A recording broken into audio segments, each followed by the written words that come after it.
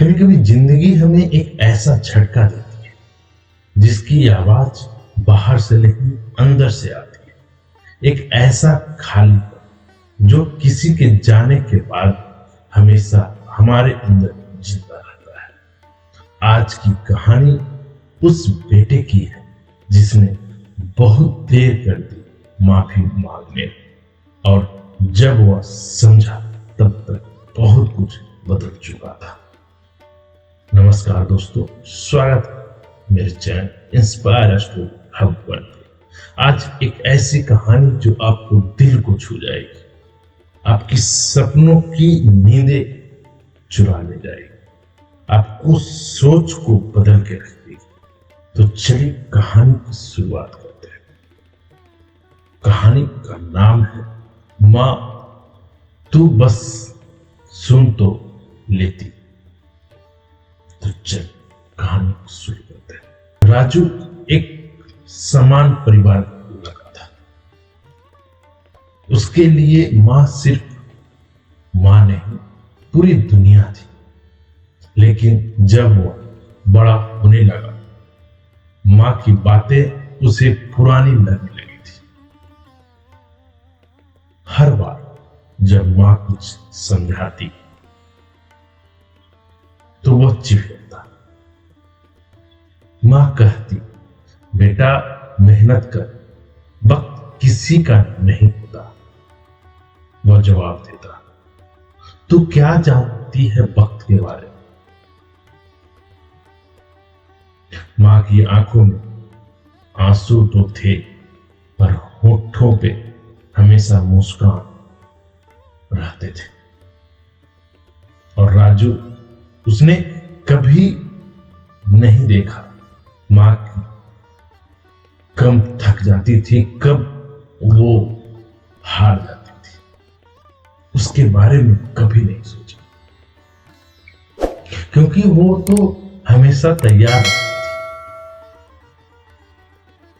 थी उसकी जरूरतों को पूरा करने के लिए, अपने बेटे को हर एक जरूरत को पूरा करने के।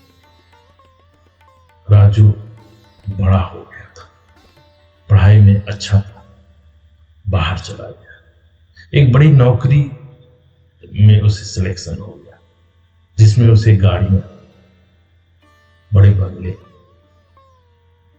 और एक बड़ी सी दुनिया में बिजी हो गया।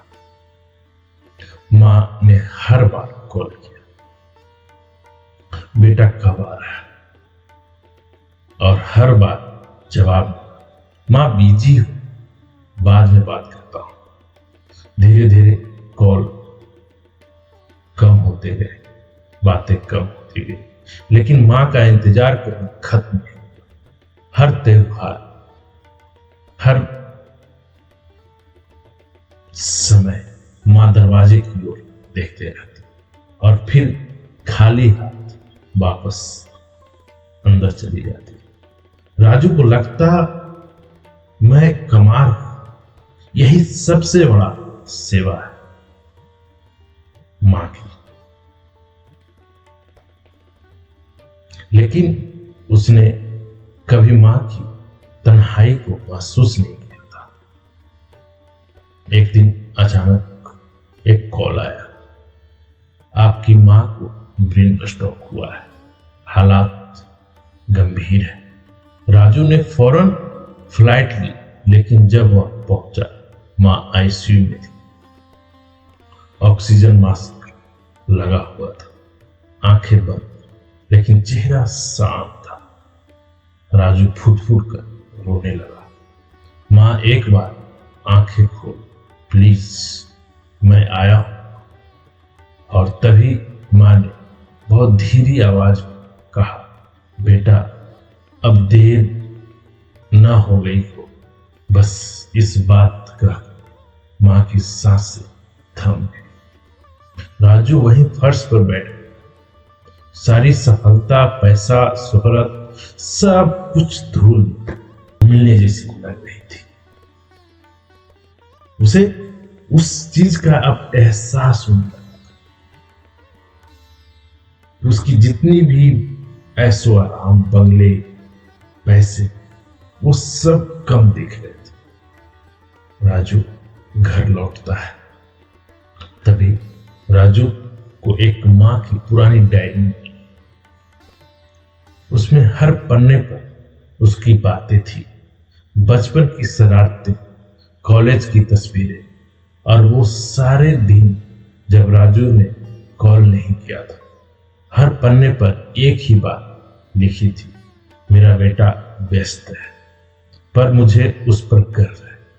राजू की आंखों से आंसू नहीं सैलाब बह रहा था। उसने खुद को एक ऐसा कोने में बंद कर दिया था और हर बार एक ही बात सोच रहा था, काश एक बार माँ से खुलकर बात कर लेता, काश एक बार माँ से माफी मांग लेता, काश कुछ दिन पहले आ गया होता। आज राजू अनाथ हो चुका था। उन बच्चों को जिसके मां के साए उठ जाते हैं, उसको कैसा लगता है, उसे अब एहसास हो। राजू ने एक अनाथ आश्रम जाने का सोचा। उन बच्चों के लिए मां बनता है जिसकी मां नहीं। हर साल मां की पुण्यतिथि पर वो सैकड़ों बच्चों को खाना खिलाता और वो कहता, मां के लिए कुछ नहीं कर सका, मैं अपनी मां के लिए कुछ नहीं कर सका, पर अब हर उस मां के लिए जीऊंगा जिससे उसका बेटा भूल गया है। और अब भी कोई उससे पूछता है, तू इतना सब क्यों कर रहे हो, तो वो मुस्कुराकर जवाब देता है, मां सुन नहीं सकती पर शायद देख रही हो।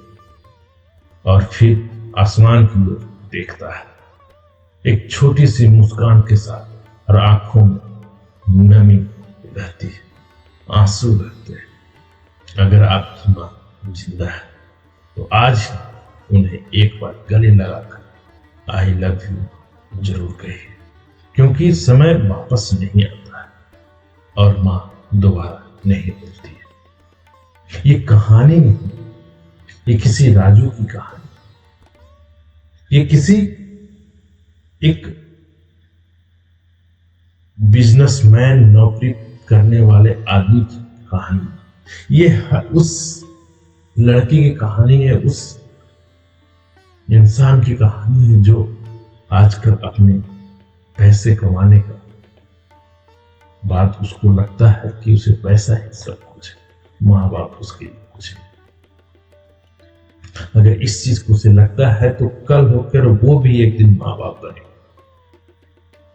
वो भी एक दिन बूढ़े होंगे, तब फिर क्या होगा, तब उनके साथ क्या होगा, ये चीज सोचना वो भूल जाते हैं।